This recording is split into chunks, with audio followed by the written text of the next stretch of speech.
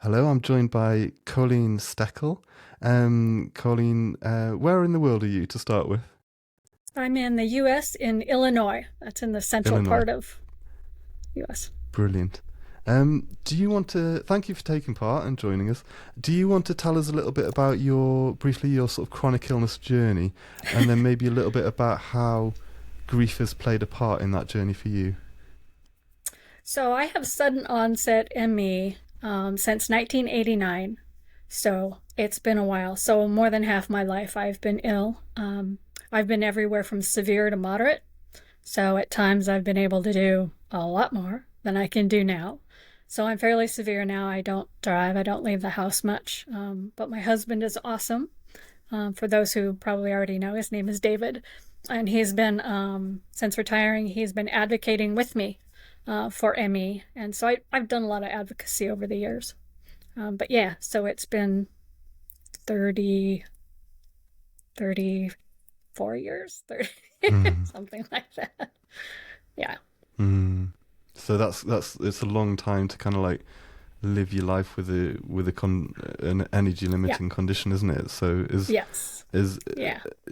and I guess for you, you've kind of gone through phases where you've had more energy and less energy, Mm-hmm. and then and at particular times, other times where grief has been more significant in your life because of things that you've missed. Yes, absolutely. So with this disease, there's so many levels of grief. I mean, we grieve over, losing the future we thought we were going to have, and, grieving over the things that we're not able to do. Like I have grief because I wasn't able to be with my mother as she died. So there's just Mm. all these things that happen that trigger grief. But one of the things that, after having been sick for so long, is that I grieve spontaneity. I can't, I'm so required to live a very calm life with minimal outside kind of activity stuff, like going out, going to the movie, all the things that you go out and do. Um, I've basically stopped doing. I mean, I have a pretty good life. I'm not severe. I certainly, I mean, depends on how you level that, but there are people way worse off than I am. So I am very grateful for Mm. all that I have, but I can't have spontaneity. I have to be really, really careful how I live my life and how many exciting things I do, even like conversations like this, because the adrenaline Mm. rush and, the stuff that comes with that. So spontaneity has been on my mind for a while, and managing it. Um, I just, I don't know, try to stay in the moment and remember that I've been way worse off. And I do have a therapist. I do have somebody I talk to outside of my family, because this is hard enough on families. I mean, they live it with us, and they have to, I mean, they grieve things they miss that they didn't get to have, that the life they expected isn't what it became because of me being sick. So that Mm. helps to be able to talk to someone Mm. else. Mm. Yeah, I think family is a big part of it, isn't it? For me, it's like I sometimes get lost in what I've lost, but like forget how much it's impacting like my wife and my kids as well. It sort of it envelops everybody, doesn't it? Chronic illness and ME, when you can't be the person that you Yep. want to be. Definitely. Yep. Yeah. Yeah. Absolutely. Yeah.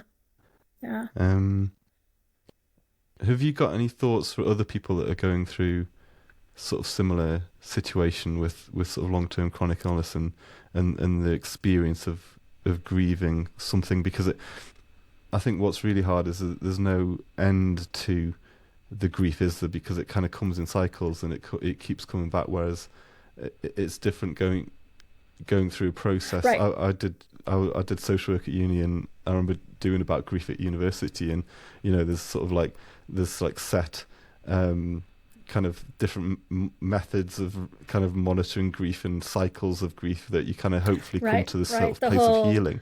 denial and acceptance and Yeah, all that yeah. stuff. Right. So yeah. And sometimes it hits me out of the blue. I'll be doing fine and I think everything's fine. And the next thing I know, I am just overwhelmed by, Mm. the life I'm having to live, and that the things I've missed. So I, it's just, well, it's the steps of grief. It's acceptance, and then, but there's also anger. Oh my gosh, anger is a huge part of what I deal with. And so that's Mm. whole part of my grief, journey. And so I try to channel my anger into my advocacy and the stuff I do to, support groups and stuff like that, just because that'll eat you up.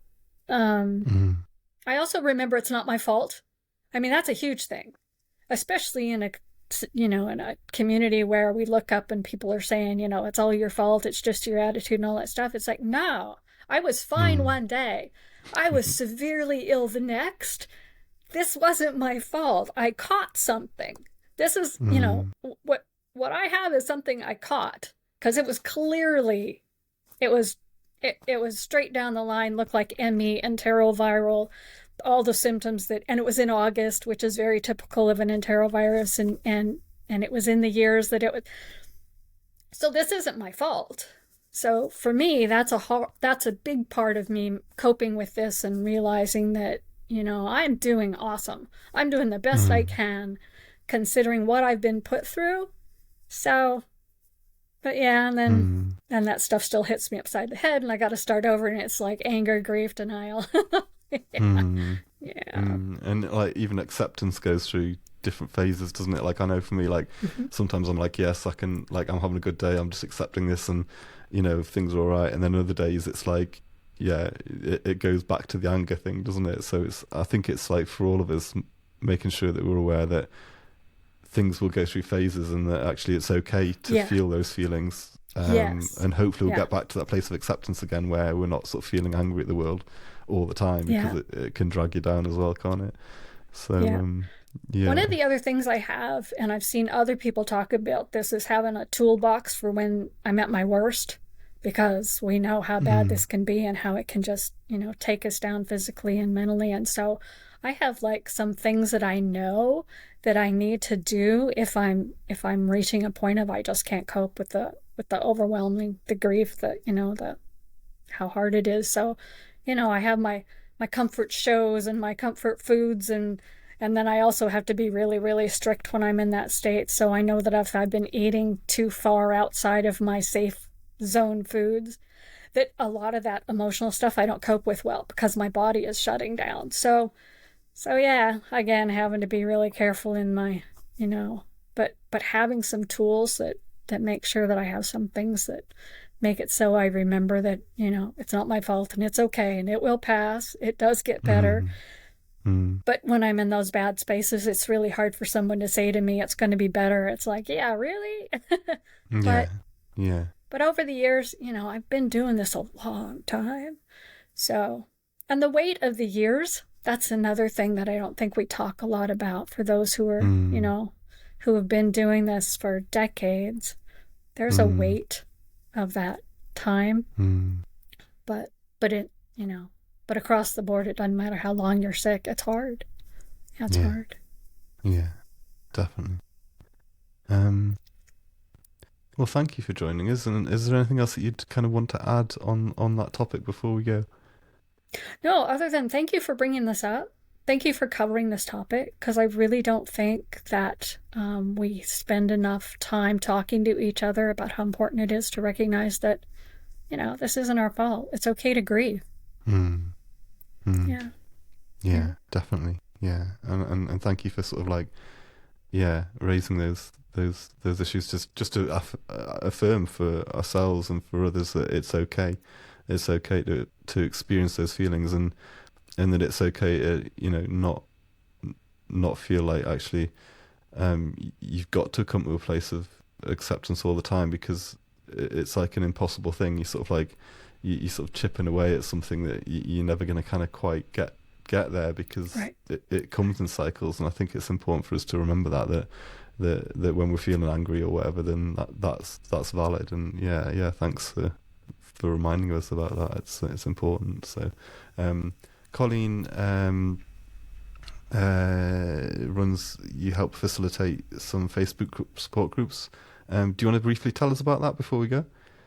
Yeah, I can do that. So I have a closed Facebook group that's called ME-ICC Info, and that group is actually organized to put out a lot of info sheets. So I actually have like a index for info sheets. I'll get you that link so that if people want to see what kind of info is available.